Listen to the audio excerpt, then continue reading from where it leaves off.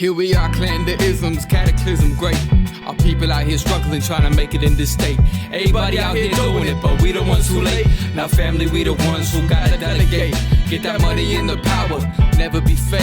Stick to cosign for 3. What did he say? Create jobs, support our own.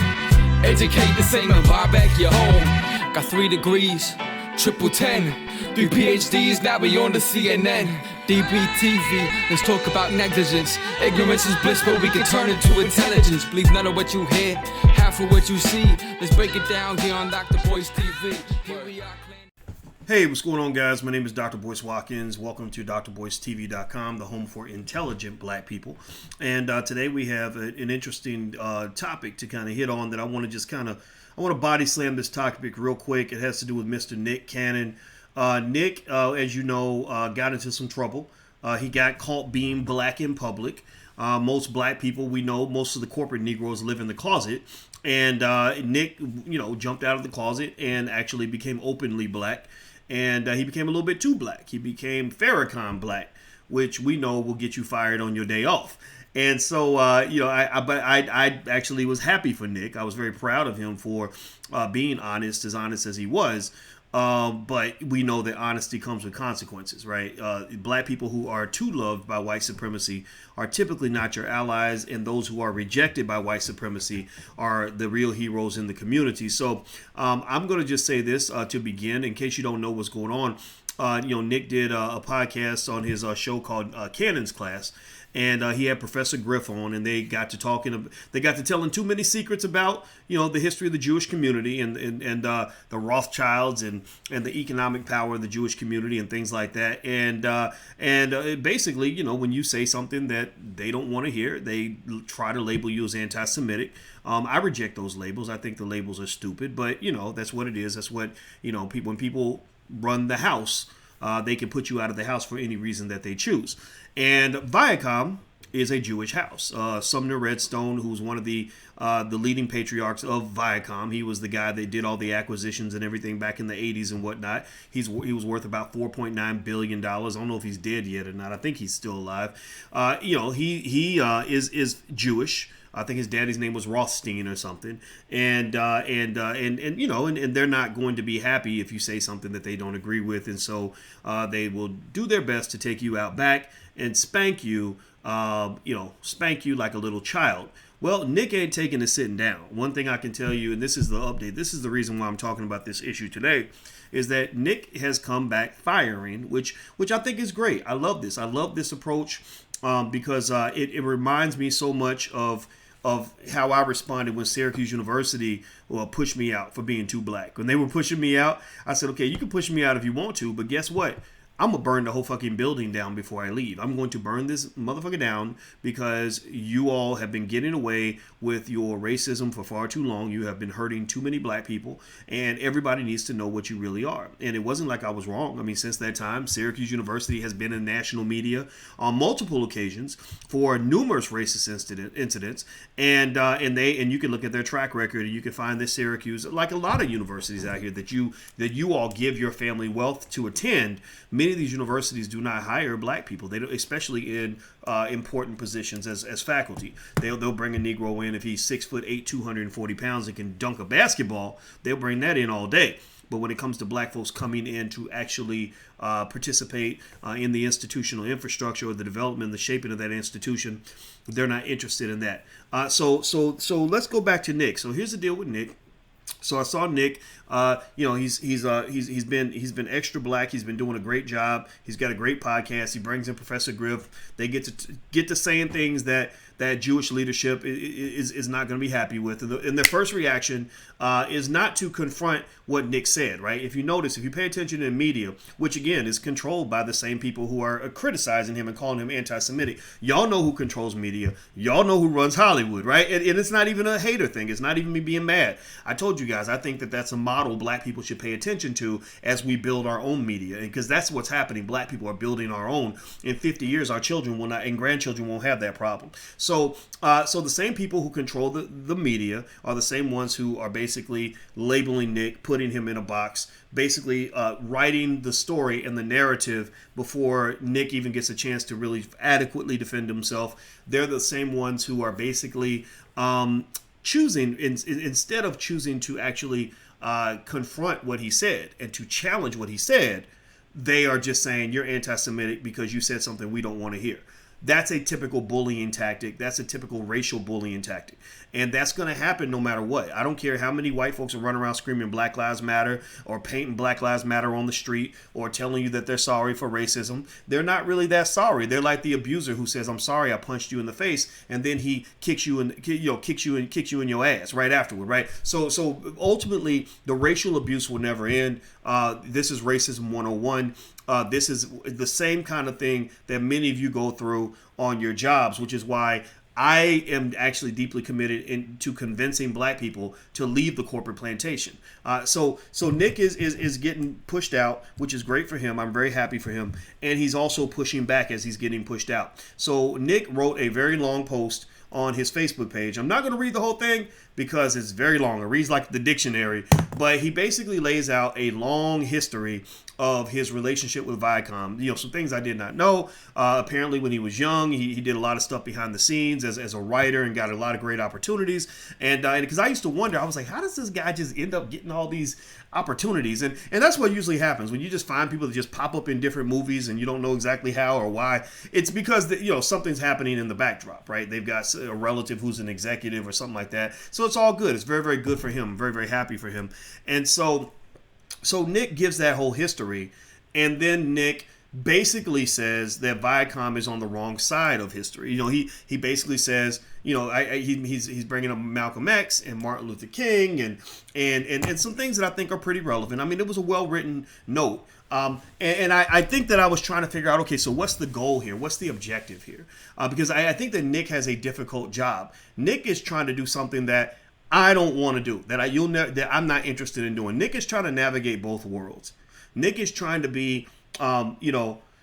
Blickety Black on this side, but he's also trying to be the same guy that gets selected to host shows like The Masked Singer or whatever that stupid show is, America's Got Talent. Just that corny shit, right? And I'm not saying that it's totally corny. I just don't watch it. I don't know about you. I just don't watch any of that because I think it's all stupid.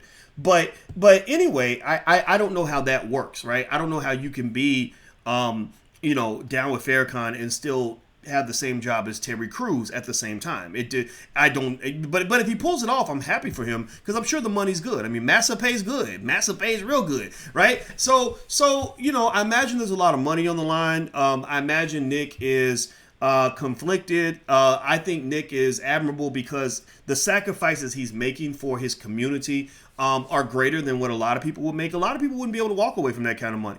A lot of your folks in Hollywood are 100% slaves. They slaved out to the max. They got extra butter biscuits in their suitcase, right? So the fact that he's doing what he's doing and paying the price that he's paying, I think is just worthy of acknowledgement. And he has my full-throated support, meaning that whatever that means, if that means I got to, tell people that I'm going to shut down anything related to Viacom, I'll do that, sure, for Nick, because I think Nick deserves it. He's kind of the Colin Kaepernick of the entertainment industry right now, and there's no reason not to support him. But then again, though, I'm the guy who always says we need to support black first. I'm B1, hashtag B1, every day, all day, twice on Sunday. So right now, what Nick is demanding that is really interesting is he's demanding ownership of his show Wildin' Out. He says, I want to own my brand. I think that's great. I'd love to see what the paperwork says. I get the sense that maybe the paperwork doesn't say he owns the brand, and I think that he's going to the court of public opinion to demand ownership of the brand. I don't know how well that works. It works for white women. White women are the only ones who can go and do the whole Karen Becky temper tantrum and get you to rewrite history. Like, they're the ones who can say, you exploited me. Even though you signed the contract, even though you made the agreement, you exploited me. You tricked me. You fooled me. I have no accountability for anything I've ever done or anything I've ever signed, right? White women can get away with that. So Nick is pretty much, to me, I'm just being real with you, I feel like he's doing to Viacom what white women do to the whole universe. What Karen and Becky have been doing since forever, where they will come out and be like, I don't have no proof. I don't have no documentation. I don't have no history of ever, of ever being entitled to what I feel like I'm entitled to, but it's mine. I deserve it because I said I deserve it, and I'm a victim because I decided that you're going to be the perpetrator. So I think it's great. I'm curious to see how it plays out. I'm really curious because I love the way Nick lays out the BS. Like, Nick called him on the bullshit. Like, I think he mentioned something about the company refusing advertisements from companies that supported George Floyd and Breonna Taylor.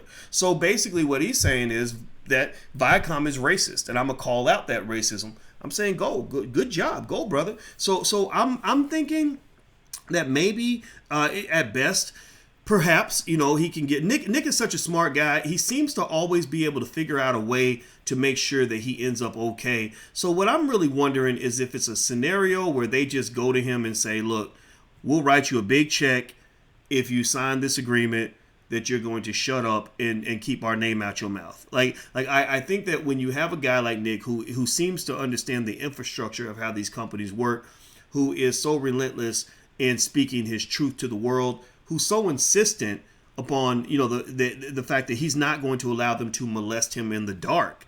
Because a lot of folks would just be quiet because they'd be scared of being blackballed and all this other stuff, right? Blackballing is real. It does happen.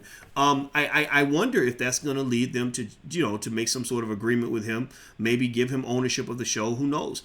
And that's a bigger problem that black people have to address. A lot of the shows that you claim to love, the shows that you see as your shows, are not really your shows. You don't own that. No, black people don't own that stuff. I was in L.A. and I was eating lunch with my buddy. He was on a different world, and he's a real cool dude, and we were talking about the show Different World and why the show doesn't come back. Is it Daryl Bell? Is that the name? I want to say his name. I'm so bad with names, but I love this guy. I should know. I should be able to say his name like that. Sometimes I want to call him Ron, but I know that's stupid, right? He played Ron, but his name's Daryl Bell in real life, and he's very smart, and he's into financial stuff, and that's what we bonded on. It's like, man, this guy is really great to talk to, and so we would talk for hours and hours. And one of the things that he did bring up that I think I can repeat, and it's okay, is that a different world, it can't come back because black people don't own a different world. A different world is not your show. That's their show. They just created it so they can make money off of you. Remember, black people are the fuel for the economic engine that drives all the wealth and power in white America. It's been true since slavery. It is true today. So what I'm encouraging you to do is to look at these opportunities as chances to escape and to really think in a broader vision so that you can become the fuel for your own opportunity base. So you can become the fuel for your own wealth as opposed to providing fuel for somebody else. So I think what Nick is doing is great. I wish him the best. And, I'm curious to see how this plays out. I like the fact that he's not being quiet. And I'm probably biased because that's my approach. That was how, if you go back and look at, when I was dealing with Syracuse University, I wasn't quiet. I said, you're gonna fuck me either way. Like either way I'm fucked. Either way I'm going down. I know this is gonna happen. I've accepted that. And it's almost like once you accept that you're gonna die, that's when you have the chance to truly live, right? So the fact that I accepted the idea that I would be blackballed, that despite the fact that I was the only African American on the planet to get a PhD in finance during the year 2002, seriously, I still haven't met one yet that got a PhD in finance that year.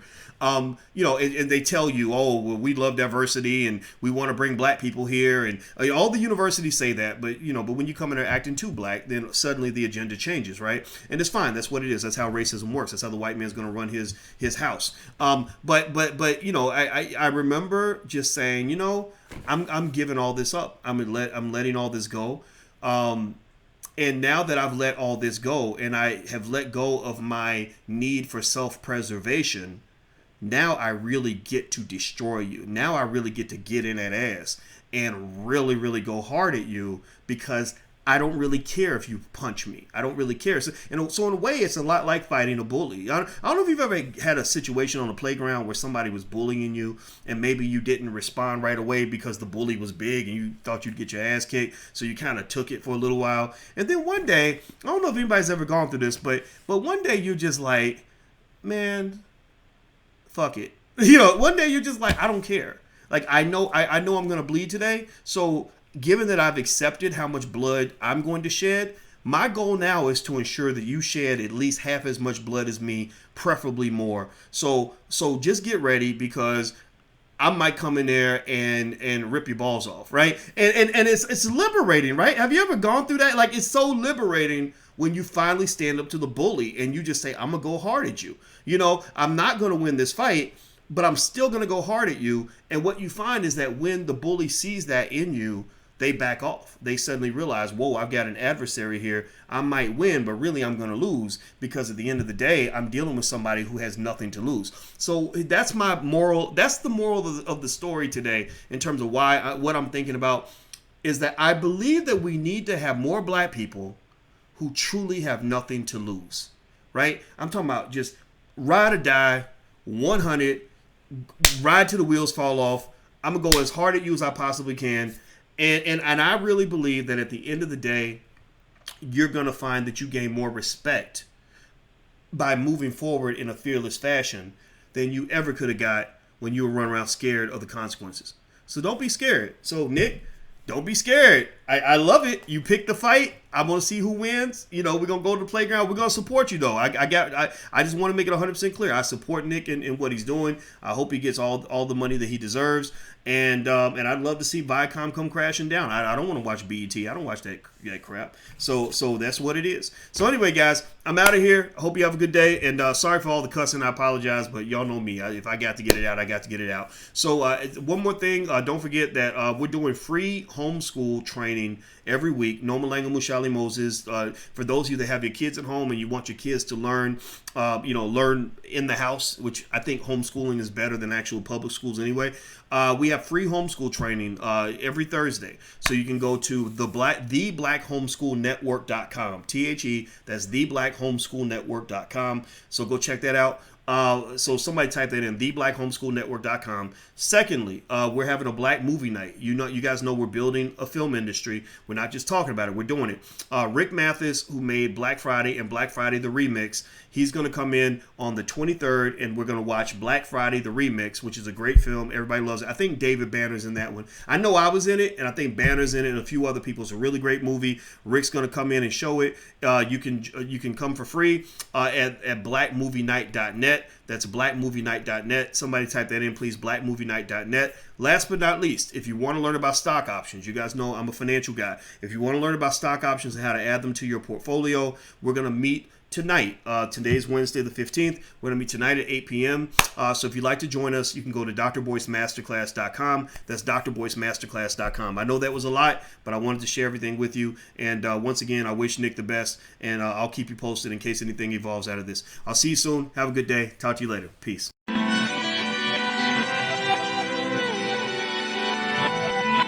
Here we are, clan the isms, cataclysm great.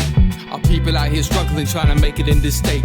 Everybody out here doing it, but we the ones who late. Now family, we the ones who gotta delegate.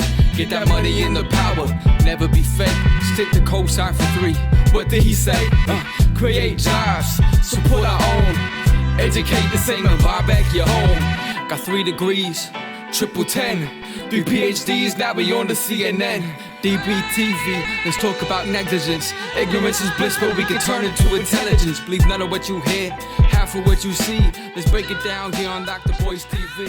Here we are.